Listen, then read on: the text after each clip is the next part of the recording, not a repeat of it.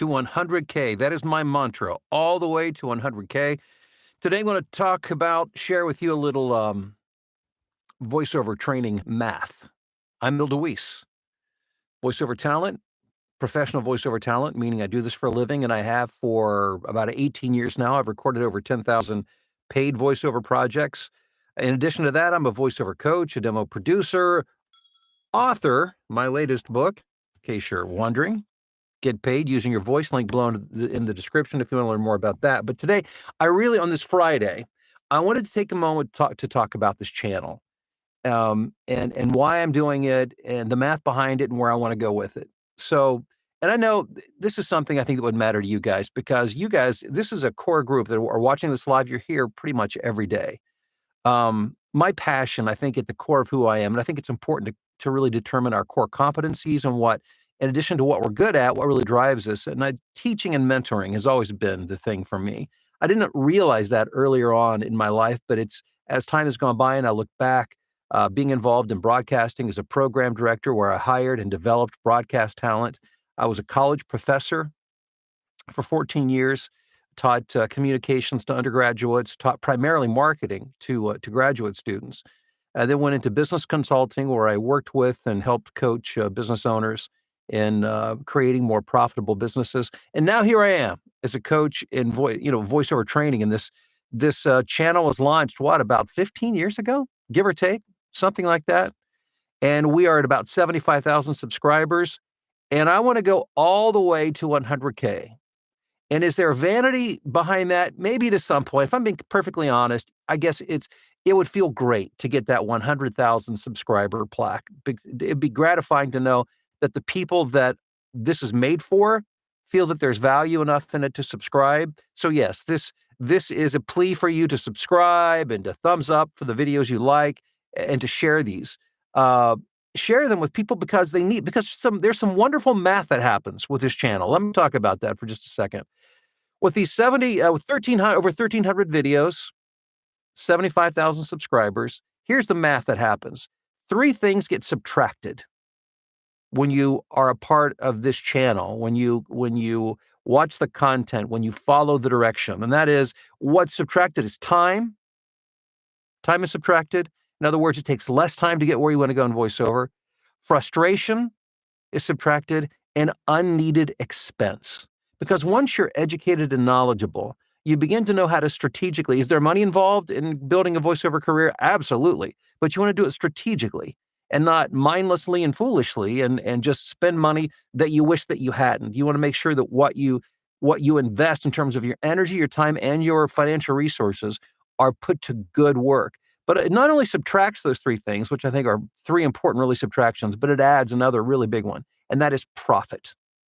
Because my goal, my mission as a voiceover coach, the mission of this voiceover channel, is to help you make money as a voiceover talent. I think voiceover is fun. I love recording voiceovers. I mean, it is a passion. I love to do it. But and a lot of people do it as a hobby because they don't see a way clear to do it profitably. But what I'm here to show you is that there is a path to do that. And this channel outlines that path for you. So what I'd like to see happen over the next few months is a big push forward where we can get this thing to 100,000 subscribers. That's 25,000 more people who have regular exposure to information to help them take advantage of this huge and growing market of voiceover. It is an expanding market, and there's plenty of room for those who really want to work and to make it happen for them. So my ask of you this morning is, if you haven't subscribed, make sure you subscribe. Start thumbs up on the videos that you like. If you don't like them, that's fine. But if you do, give them a thumbs up, share them, help me get the word out. Let's get this thing to 100K. Thank you for being here. Don't think that I don't appreciate, that I don't notice. I know who's here. And when you're not here, I know that as well. And I wonder where you've gone to. And it's always good to see, I see people, who are gone for a while, then they come back again. It's always good to see you here. And I appreciate that. So what we're going to do here on this Friday, we do Q&A on Friday. So I'm going to answer several questions as time allows. And I do want to give shout outs to everybody that has checked in this morning. Hello to Wally, who was first in today. Rob, good to see you again. Checking in from Yuma today. And then we've got Emma in Huntington Beach, California. Hey, Emma. Brandon, good morning from a very stormy Texas. It's raining here in Chicagoland as well. Ethan, hello to you in Toronto. Good morning, Tim in Altoona. Let's see here. Mike is in Matawan, New Jersey, where the sun is shining. Love to hear that. GS in Longview, Washington. Happy Friday. Christopher, what's up with you in Houston? Annabus Scottus from the Virgin Islands. Good morning. Good to have you here. Paul in Greenup, Kentucky. Tim, okay, Tim has our first question of the morning. What's the best response for a prospect that says they use other voiceover services like Voice123, Voices.com, et cetera, because their clients want a variety of auditions? That's a really good question. I'll talk about this in the voiceover blueprint. As a matter of fact, this should be part of your marketing strategy. When you're direct marketing, you're going to get that fairly often because these platforms do provide a lot of variety, and a lot of people just feel it's easier just to throw up auditions. I wish they would reach out directly, work directly with clients, but it's easy to get voices that way. I am, and I believe that once you're established as a voiceover talent, it's a good idea to be on these platforms, because what I do is when clients say, "Hey, we already hire people on Voice123," my response to that is, "That's fantastic. I'm on Voice123. Been on there for quite a while. Now, if you haven't, if you're brand new on, you don't have to mention that, but hey, that's great. I'm on there as well. Make sure that you check out my videos and favorite my profile or like the profile so that they can go back and reference it. If you like what you hear, make sure that you favorite it so you have easy access to it. What's the best email address for me to send you a link to my Voices.com or Voice123 profile?" And that's your response. And then, of course, the goal from there is to not only get the job, but then delight them so much that they don't even want to go back to doing mass auditions, cattle call auditions. They just keep using you over and over again. And it does happen. I'm living proof of that. Kind of ironic that the last stream got cut short. I thought you were going to come back on and say take two. I wasn't aware that the stream got cut short. My apologies for that. We've got Billy the Kid in High Springs, Florida, enjoying a cup of joe on this beautiful Friday morning. Dale, good morning to you in Atlanta. Corey in Wisconsin. John in New York. Sandra in Dallas-Fort Worth. Dory, how are you doing, Dory, in Maryland? Wayne is in Philadelphia. Wayne, good to see you, as always. Okay, we've got Raz Attack in Hong Kong. Good to have you here this morning. Or morning for me, night for you, obviously. Fantastic. Amisha, South Carolina. Hey, Amisha, how you doing? What's up, Alex? Happy Hawaiian Shirt Friday from Utah. I didn't get the memo. This is about as far from Hawaiian as you could possibly get. My apologies. Hey, Luis in Oxnard, California. Anthony, good morning to you in Phoenix. What's the software called that you use to monitor volume and you mute your mic? Well, what I use is the Universal Audio console software that comes with my Universal Audio interface. I use a Universal Audio Apollo Twin. That's my audio interface. And with that is a software console that allows me to control some variables. It's where my all my plugins go. It processes my audio in real time. I can adjust my headphone volume, and I can mute my microphone by turning off the preamp off and on just with a click, which is nice. Let's see here. Where am I at? Mike, I produced a 30-second spot that the customer said sounded robotic. Sound was perfect. Read was good. Yeah, Mike, that's not uncommon. I've heard that before. Mallory has heard that before. What it means is you're focused too much on sounding good and perfect and not focused on actually having an honest emotional response to the script. So worry less about being perfect in your diction and in your presentation and more about communicating the message that's going on. That will take you from robotic to conversational and engaging. And when somebody says robotic, that's typically what it means. It can't, if your audio is good, then yeah, no worries. When I've heard the term used, it's been always because they want something that's less polished and something that's more casual and conversational. We've got Kirby in Georgia checking in. How you doing? Sandra, up near Columbus, Ohio, in Worthington. Maggie, good morning to you. After watching your 1% message earlier this week, I finally pulled the trigger and bought your book. Can't wait to dive in.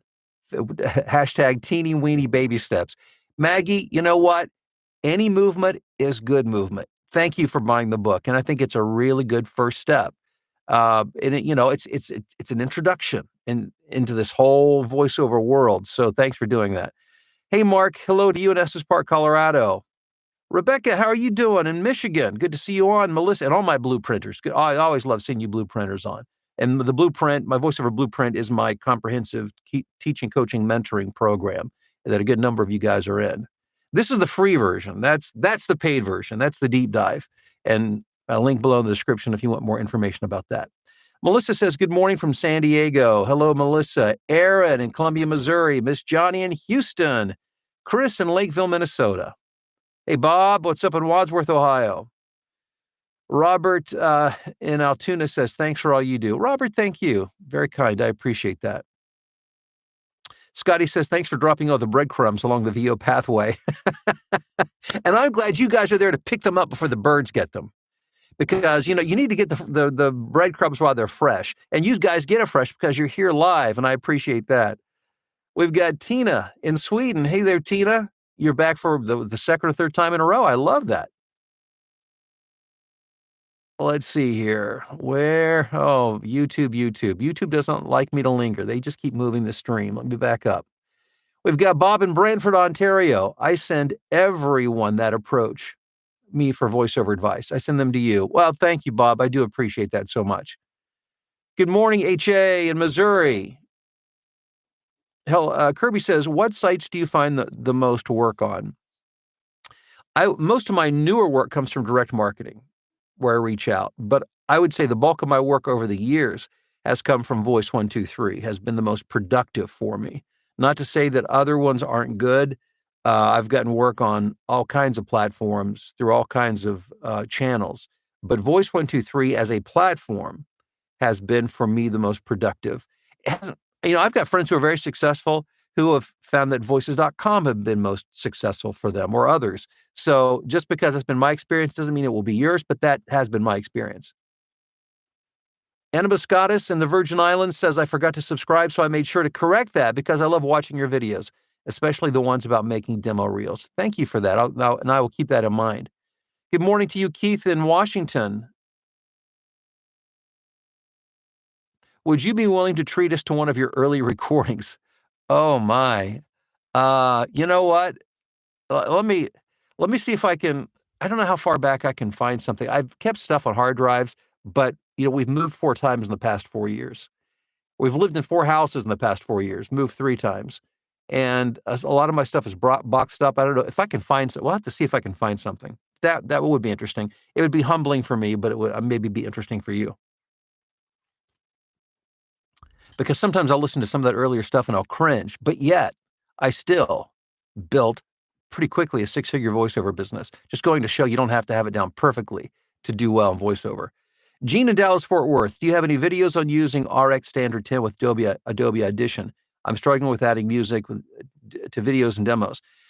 No, I don't do software-specific demos because the manufacturers create those and put those up on YouTube. However, in our voiceover blueprint, we have resident gurus, like, for instance, Rob Ryder, who's on this stream every day. He is our resident tech guru, and he does a weekly webinar for our students in the blueprint where they can come and ask questions. And Rob is a big iZotope RX Standard aficionado, or maybe it's RX Advanced, but he's a big fan of iZotope, understands all the ins and outs of it. So if you were ever in the blueprint, I would suggest, plugging into that. But other than that, again, there are so many tutorials in this stuff on YouTube. That's a good way to get some good general information. What are helpful tips, Amisha asks, for doing a live directed session for the first time? Yeah, here's the thing to keep in mind. When you're doing a directed session, your first one, you'll be terrified. Everybody is. I was. I mean, it wouldn't be normal if you weren't pretty afraid. It's because, you want to do a great job, right? You haven't done it before, so it's brand new. Every directed session is going to be different because you're dealing with different people. So their personalities are different. The way they do things may be different. So the most important thing is Number one, take a deep breath, relax, and act like you've been there before. By saying that, I'm not saying to lie and say that you've got massive experience doing directed. You don't need to say anything at all about it. Just just come in and just listen. It's more important to talk less, listen more, because the client will tell you what they want you to know. So the big thing, when I go into a directed session, my mental thoughts are, number one, relax. Enjoy it, because I've rarely had a directed session that I did not enjoy, and I've done thousands of them. So you're gonna have a good experience. But just relax and enjoy the ride, and you're going to do that by listening. Listen, listen, listen, and just give them, to the best of your ability, what they ask for. And they may need to ask or explain it a couple different times until they get what they want, but that's natural. And getting and asking for another take doesn't mean they didn't like what you just did. It just means they want options. So, if it takes an hour in a session to do a 30-second commercial, that's not unusual. I mean, I've been in sessions where I spent like an hour and a half on like a 15-second, national commercial, because they wanted a million different variations of every phrase, of every line, so that they could go back later and piece it all together. So, go in without any expectations, because just go with the flow is the big thing, and then listen and do your best to give them what they ask for, and I'm sure you'll do a great job. Hey, Brandon, Mustafa, hello to you.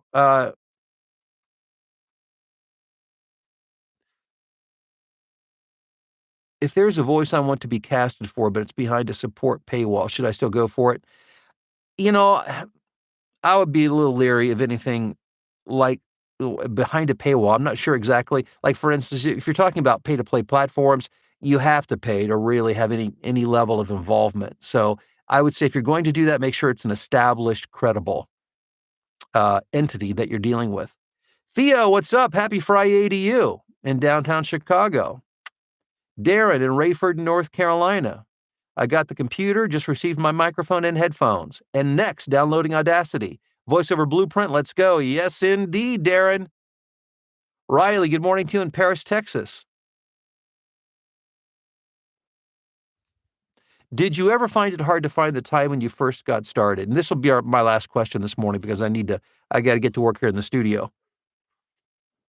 Between my two kids and my full-time job, I'm barely able to get consistent 30 minutes a day. Riley, it's a good question. And to be honest with you, I didn't find it hard, because I was being downsized from a job.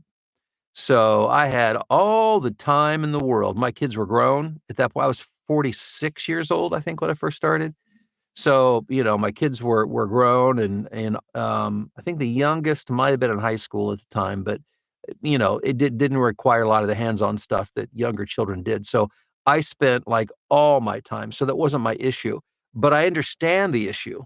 And I deal with this a lot in helping to coach students in my VoiceOver Blueprint program. And I'll tell you what I tell them. And that is, the most important thing is not the amount of time that you spend. It's that you block out the time that you can. If it's 30 minutes a day, that's fine, but make that time sacred. And I understand you might have to be flexible on that. Maybe you have it scheduled for a certain time, and occasionally, because of family obligations and other things, you have to move it. So maybe it means you get up earlier or you stay up later, but really hold those 30 minutes sacred and stay committed to that on a daily basis. Beyond that, it's not about time. It's about the plan. That's why I'm so big on being plugged into a plan like the VoiceOver Blueprint. Forgive me for plugging it again, but you need to have a plan so that the time you spend is not just spent, but it's invested, with an expectation that you're going to get something out of that as you spend time. So you don't want to be spinning your wheels. You want to make sure you have a very specific plan, and that you're doing the things that will leverage that time to your advantage. So if you take what little time you have and you're faithful to that with a plan that's proven to be effective, then you can feel pretty good about that, regardless of how little the time may be. Okay, shout outs to Wally, Brandon, JR. Who am I missing? Joaquin, how are you doing in Uruguay, between Argentina and Brazil? I've never been there, never been to South America, but I would love to go sometime. Maybe I could do a voiceover. Are there enough voiceover talent down there that you would want to do a voiceover conference in South America? I think that would be fun.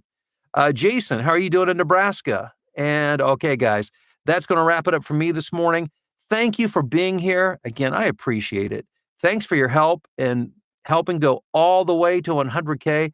I'm hoping that this year, 2024, is the year that we do that. We make a big impact on those who are seeking to have a profitable voiceover career. Have a great day. Have a great weekend. I'll see you on Monday morning.